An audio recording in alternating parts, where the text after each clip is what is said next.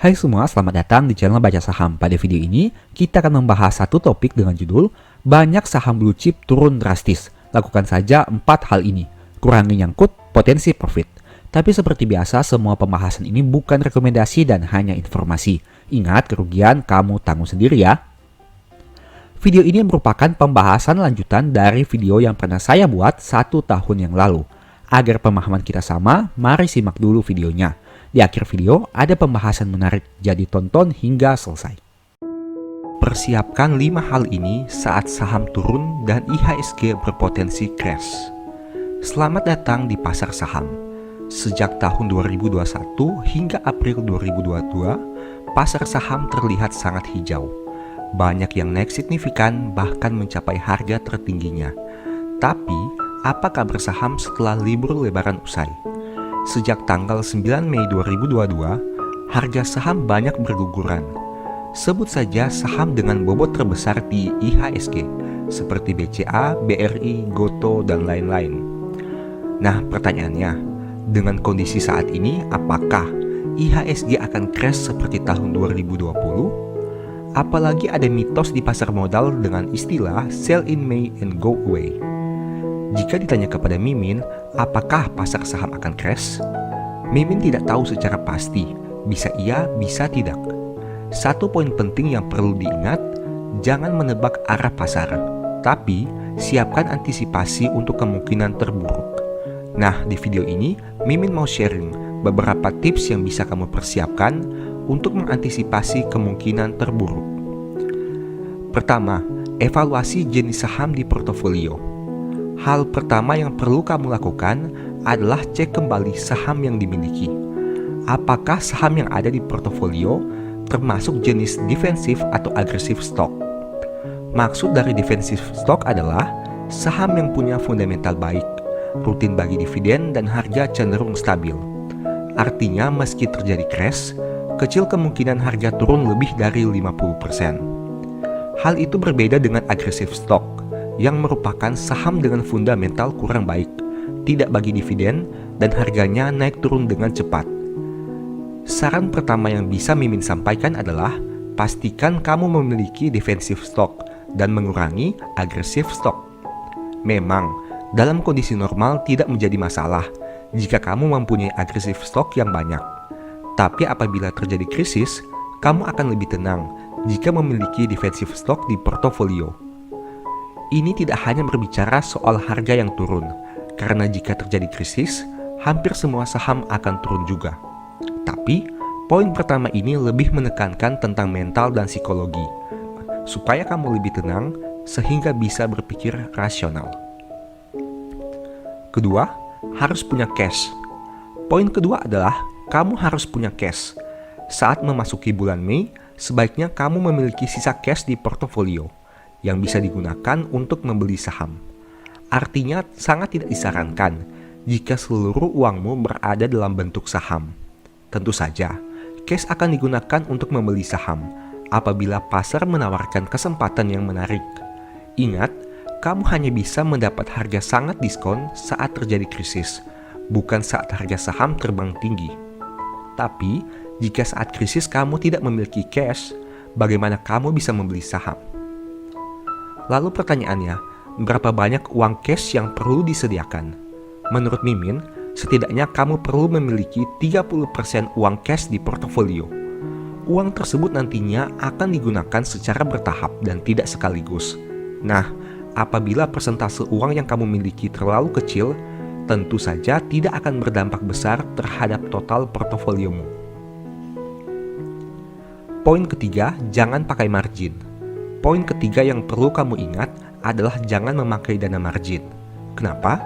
Karena kita tidak tahu harga saham akan turun sejauh mana. Apabila hanya turun 10%, mungkin kamu masih tenang. Tapi, bagaimana jika turun hingga 50%? Apakah kamu masih bisa tidur nyenyak kalau sahammu nyangkut dan dibeli dengan dana margin?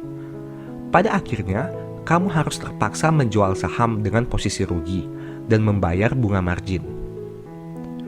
Kamu harus selalu ingat bahwa pasar saham penuh dengan ketidakpastian. Jangan kita memperbesar lagi resiko di instrumen ini dengan resiko yang kita sadari, yaitu bunga dana margin. Masih lebih baik kamu tidak membeli saham saat harga turun, dibanding memaksakan membeli saham dengan uang pinjaman. Poin keempat, tidak perlu terlalu banyak dengar berita. Poin keempat yang ingin Mimin sampaikan adalah kamu tidak perlu terlalu banyak mendengar berita. Saat harga saham berjatuhan, pasti akan banyak berita negatif di sosial media yang seakan-akan menjadi alasan dari penurunan harga tersebut. Hal itu sangat wajar karena media akan terus mencari topik yang sejalan dengan kondisi market. Dari sosial media, kamu bisa mendapat banyak informasi. Tapi, dari sosial media juga, kamu bisa menjadi takut dan khawatir. Sebagai contoh, saat terjadi krisis di tahun 2020, tepatnya di bulan Maret, apakah ada berita positif terkait pasar saham? Sebaliknya, saat harga saham terbang signifikan di akhir tahun 2020, apakah ada berita negatif tentang saham? Mimin pribadi lebih percaya dengan hasil analisa pribadi dibanding hasil analisa yang ada di sosial media. Membedah laporan keuangan sendiri dan mengamati pergerakan harga jauh lebih bermanfaat bagi Mimin dibanding mendengar isu di media sosial. Memang sih, analisa Mimin tidak selalu benar, tapi aktivitas tersebut membuat psikologi dan mental menjadi tenang. Saat harga saham berjatuhan, kita tidak perlu khawatir. Poin kelima, perketat money management. Poin kelima ini merupakan inti dari strategi dalam menghadapi harga saham yang berjatuhan. Bagaimana money managementmu akan menentukan sejauh mana kamu bisa bertahan dari krisis yang ada. Money management tidak selalu sama dengan uang yang banyak. Memang sih, semakin banyak dana yang dimiliki akan membuatmu semakin leluasa. Tapi, hal itu tidak menjamin banyak orang juga yang meski dananya besar, tidak bisa menang terhadap penurunan harga saham. Mimin berpendapat bahwa jauh lebih penting memiliki money management yang baik dibanding sekedar metode analisa yang hebat. Satu contoh nyata dari pentingnya money management yang bisa kamu lihat dari kisah Pak Lo Keng Hong dengan saham bumi. Dari yang awalnya nyangkut, LKH masih bisa keluar sebagai pemenang. Meski membutuhkan waktu yang cukup lama, itu bukan hal mudah, mengingat saham bumi pernah turun hingga 50 perak. Berdasarkan analisa Mimin, LKH berhasil profit dari saham ini bukan hanya karena punya analisa yang hebat, tapi money management yang baik. Bahkan beliau masih bisa membeli saham bumi di harga terendahnya, yaitu Rp50. Coba bayangkan, jika uang LKH sudah 100% di saham ini saat harganya masih tinggi. Artinya saat harga turun ke angka 50, LKH sudah tidak memiliki dana cadangan.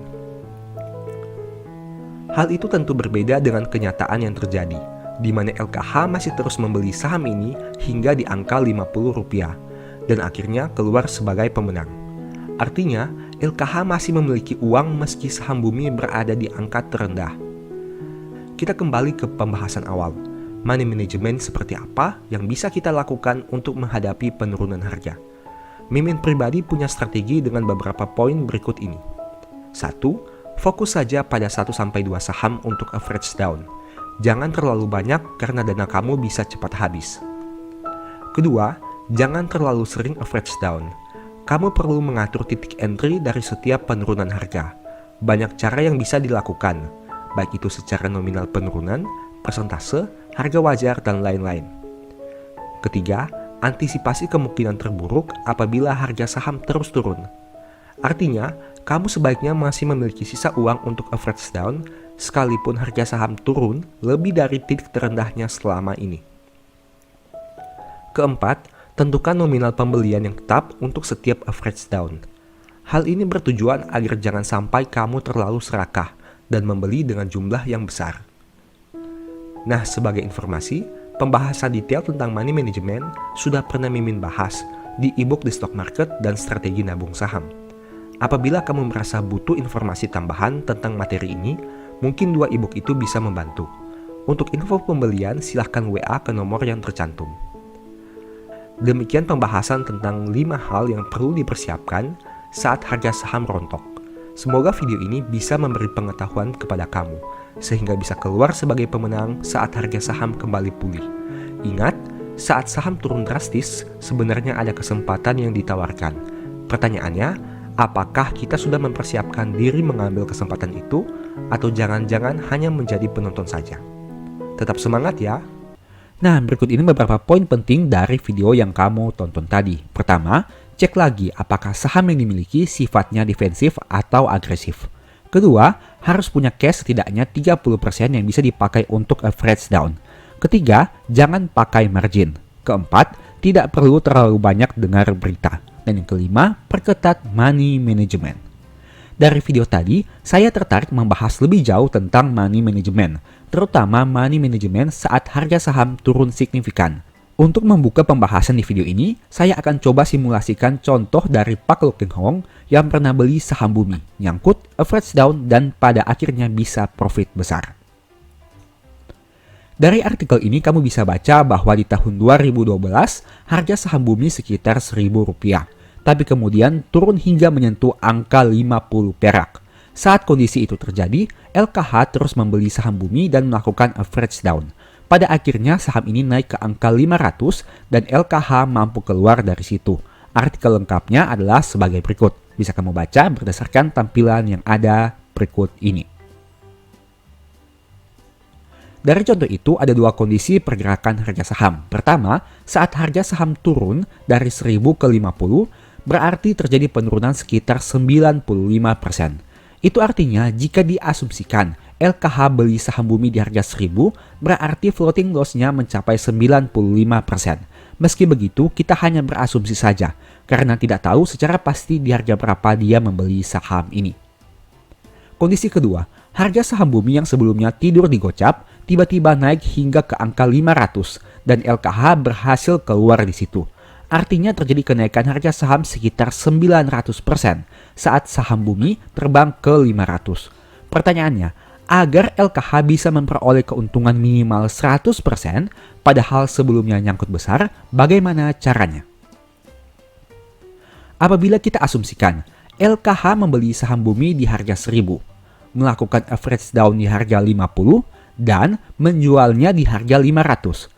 Artinya, untuk memperoleh keuntungan sekitar 100%, LKH butuh average down minimal 20% dari harga pembelian awal. Lebih jelasnya silahkan lihat tabel di bawah ini. Misalnya, harga belinya adalah 1000 dan kita asumsikan membeli satu lot saja. Berarti total nominalnya adalah Rp100.000. Nah, jika dia membeli lagi di harga 50, dia harus mengeluarkan uang untuk membeli 4 lot agar bisa memperoleh harga rata-rata 240. Nah, untuk pembelian 4 lot ini membutuhkan dana sekitar 20.000, yang berarti 20% dari dana awal yang dia keluarkan yaitu 100.000. Asumsi ini hanya simulasi saja dan mungkin tidak sesuai dengan realita yang terjadi. Karena saya menggunakan dua harga saja, yaitu diasumsikan LKH melakukan pembelian pertama di harga 1000 dan average down di harga 50. Tentu saja data harga rata-rata dan jumlah dana yang dibutuhkan akan berubah apabila terjadi average down pada beberapa harga selain Rp50. Tapi setidaknya dengan data ini kamu memperoleh gambaran bagaimana melakukan money management khususnya dari kasus LKH ini. Apabila hanya menggunakan data ini saja, berarti untuk memperoleh keuntungan sekitar 100% saat menjual sahamnya di harga 500, harga rata-rata sahamnya harus di bawah 250, karena kenaikan dari 250 ke 500 adalah 100%. Dengan asumsi pembelian awal sebanyak 100 lembar atau 1 lot, berarti dibutuhkan average down 400 lembar atau 4 kali lipat lebih banyak pada harga 50 agar harga rata-ratanya menjadi 240 seperti yang saya sudah sampaikan tadi. Artinya dengan harga rata-rata 240, apabila harga sahamnya naik menjadi 500, berarti keuntungan yang diperoleh sekitar di atas 100%. Meski begitu kamu bisa lihat bahwa dana yang dibutuhkan untuk membeli di harga 50 lebih rendah dibandingkan di harga 1000. Padahal, lembar saham yang dibutuhkan untuk memperoleh harga rata-rata 240 adalah 4 kali lipat lebih besar dari harga 1000. Pada contoh ini kita hanya gunakan asumsi satu lot saja agar mempermudah perhitungan. Intinya yang mau saya tunjukkan di sini adalah bagaimana dampak dari average down yang akan mempengaruhi harga rata-rata pembelian. Tentu saja average down tidak bisa dilakukan dengan sembarangan. Coba kamu bayangkan bagaimana jika LKH langsung all in average down saat harga saham di angka 500. tentu saja harga rata-ratanya bukan lagi 240, tapi menjadi di atas 500 per lembar saham. Inti dari simulasi ini adalah kamu bisa melihat hubungan antara harga pembelian awal dan jumlah dana yang dibutuhkan untuk average down. Semakin besar dana awal yang kamu keluarkan, membuat dana average down yang dibutuhkan akan semakin besar juga apabila penurunan harga saham tidak terlalu jauh. Pada contoh simulasi ini beruntungnya, harga saham turun 95% dari 1000 ke 50. Jadi di harga 50, dana yang dibutuhkan hanya 20% dari dana awal. Padahal lembar sahamnya harus 4 kali lipat lebih banyak. Coba kamu simulasikan sendiri, bagaimana jika harga saham yang kamu average down hanya turun 50%. Tentu saja dana yang dibutuhkan akan menjadi lebih besar. Sebagai saran, apabila kamu mau menerapkan money management, silahkan pertimbangkan beberapa hal berikut ini. 4 poin ini tidak menjamin portofoliomu aman, tapi setidaknya meminimalisir harga rata-rata yang terlalu tinggi. Sebagai informasi, 4 poin ini merupakan pelajaran berharga yang saya peroleh saat terjadi krisis di tahun 2020. Jadi, kamu beruntung karena tidak perlu mengalaminya dan bisa langsung memperoleh ilmunya secara gratis. Sekarang, mari kita bahas satu persatu secara singkat. Pertama, fokus saja pada 1-2 saham. Fokus pada 1-2 saham saja merupakan salah satu strategi yang bisa dilakukan agar dana cadangan untuk average down tidak cepat habis. Saat harga saham rontok bersama-sama, banyak saham yang jadi menarik. Tapi hal itu jangan membuat kita gelap mata dan serakah yang berlebihan. Kita harus tahu diri bahwa dana kita ada batasnya. Semakin terbatas dana kita, seharusnya pilihan saham untuk average down menjadi lebih sedikit. Karena kita tidak tahu sampai sejauh mana harga akan terus turun. Kita bisa belajar hal ini dari Pak Lo Keng Hong. Saat nyangkut di saham bumi, beliau fokus melakukan average down di saham tersebut sehingga lembar saham yang dimiliki di harga bawah menjadi lebih banyak dibandingkan di harga atas. Hal itulah yang membuka peluang besar bagi beliau untuk memperoleh keuntungan saat harga saham bumi naik signifikan ke angka 500. Meski begitu, kamu perlu ingat bahwa sebaiknya kamu fokuskan untuk average down adalah 1-2 saham yang punya fundamental bagus. Manajemen yang berkualitas dan rutin bagi dividen. Fundamental bagus akan memberikan kamu ketenangan untuk hold saham itu meskipun floating loss. Manajemen yang berkualitas akan meningkatkan kepercayaanmu kepada prospek perusahaan ke depan. Dan dividen rutin bisa dijadikan sebagai uang tunggu saat menanti harga saham kembali naik. Poin kedua, jangan terlalu sering average down. Kalau kamu mau average down, pastikan jangan terlalu sering. Kenapa? Sederhana saja, karena uangmu terbatas. Semakin sering kamu average down, dana kamu jadi semakin berkurang. Sedangkan di sisi lain, kamu tidak tahu harga saham akan turun sampai sejauh apa. Average down memang membuat harga rata-rata kamu menjadi semakin rendah. Tapi ingat, semakin dekat jarak harga yang kamu average akan membuat perubahan harga rata-rata jadi tidak signifikan. Mari simak contoh berikut ini. Misal, kamu beli saham di harga Rp1.000 sebanyak 1 lot. Apabila kamu average down di harga 990 dengan lot yang sama, berarti harga rata-rata kamu menjadi 995. Sedangkan apabila kamu average down di harga 900, harga rata-rata akan berkurang jauh menjadi 950. Selain itu, dana yang kamu butuhkan untuk average down jumlah lembar saham yang sama pada harga yang lebih tinggi akan menjadi lebih besar. Dari contoh ini, kamu butuh 99.000 apabila average down di harga 990. Tapi, kamu hanya butuh 90.000 apabila average down di harga 900. Ingat, kita hanya gunakan contoh 1 lot, jadi kesannya hanya selisih Rp9.000. Tapi bagaimana jika memiliki lot yang lebih banyak? Bukankah tidak menjadi receh lagi? Poin ketiga, antisipasi kemungkinan terburuk apabila harga saham terus turun. Poin ketiga tentang money management adalah mengantisipasi kemungkinan terburuk. Inti dari poin ini adalah kita memperkirakan harga terburuk dari saham itu. Mengantisipasi di sini tidak sama dengan menebak harga bottom saham. Karena kita sudah melakukan average down secara berkala, sehingga sebenarnya kita tidak tahu akan turun sejauh apa. Tapi, dengan mengantisipasi harga terburuk yang mungkin bisa terjadi, akan membuat money management kita menjadi lebih terarah. Salah satu cara yang bisa digunakan adalah untuk mengantisipasi harga terburuk dari suatu saham, yaitu dengan melihat data masa lalu. Kamu bisa bandingkan saat krisis terjadi, misalnya tahun 2020. Saham tersebut turun sejauh apa? Dan proyeksikan hal itu pada kondisi saat ini. Mari kita gunakan contoh supaya lebih paham. Misalnya saham BBRI. Kamu bisa lihat di tahun 2020, saham ini sempat rontok. Dari harga di atas 4 ribuan, turun hingga ke angka 2 ribuan hanya dalam beberapa waktu saja. Itu artinya terjadi penurunan sekitar 50%.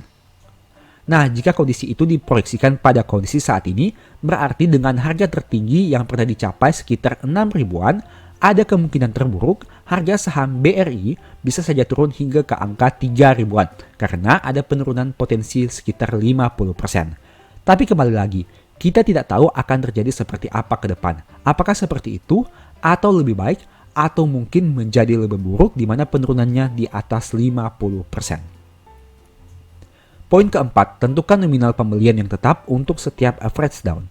Saat melakukan average down, sebaiknya kamu menetapkan satu nominal pasti untuk setiap average down. Hal ini bisa disesuaikan lagi dengan risk profile dan kondisi sisa cash yang kamu miliki. Teknik alokasi average down bisa berdasarkan beberapa hal, seperti 1.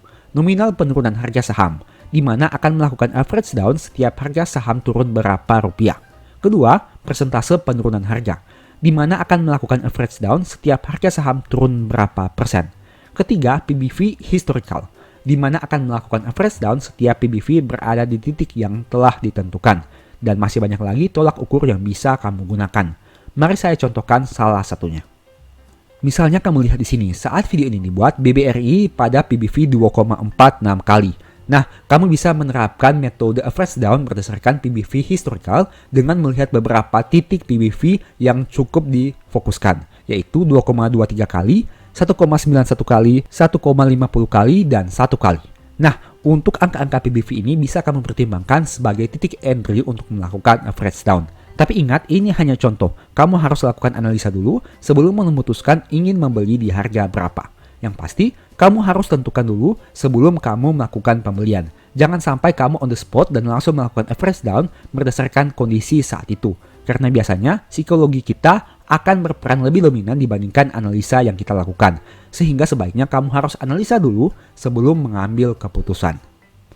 Intinya dari poin keempat ini adalah kamu sudah tahu akan average down di mana. Hal ini menurut saya penting, karena saat harga saham turun signifikan, seringkali kita menjadi tidak rasional. Ada yang terlalu serakah sehingga average down terlalu cepat dan banyak, sehingga pada akhirnya sudah kehabisan dana. Ada juga yang terlalu takut sehingga tidak average down meski harga saham sudah turun banyak. Dan alhasil, harga berbalik naik, tapi kamu tidak bisa memanfaatkan penurunan harga yang terjadi sebelumnya. Poin keempat ini menjadi guideline agar psikologi kamu tidak terombang-ambing saat melihat harga saham yang bergerak naik dan turun. Saya sudah sempat mengatakan di video-video sebelumnya bahwa money management yang baik menurut saya pribadi akan jauh lebih berguna dibanding metode yang hebat. Kenapa? Metode yang hebat mungkin membantu kamu untuk membeli di harga yang terbaik. Tapi money management lah yang akan menyelamatkan kamu saat harga saham bergerak di luar prediksi atau terjadi penurunan yang sangat signifikan. Karena pada intinya tidak ada metode yang 100% tepat. Jika analisa kita tepat tentu tidak masalah. Tapi bagaimana jika analisa meleset? Plan B apa yang sudah kamu rencanakan selanjutnya? Itulah fungsi money management yang sebenarnya. Bukan untuk mencari profit paling besar, tapi untuk meminimalisir agar jangan sampai rugi terlalu banyak. Sebagai informasi, kalau kamu mau belajar tentang money management lebih detail, mungkin ebook The Stock Market dan strategi nabung saham ini bisa membantu. Di sana ada pembahasan terkait money management yang mungkin bisa bermanfaat bagi kamu. Info pembelian silahkan chat saja di nomor WA di akhir video. Demikianlah pembahasan singkat pada video ini. Selalu ingat bahwa semua saham yang disebutkan bukan rekomendasi. Segala risiko kerugian menjadi tanggung jawab kamu sendiri. Dan mohon juga agar dapat mengecek kembali data yang ditampilkan. Di video berikutnya ingin dibahas materi apa lagi? Tulis di kolom komentar ya.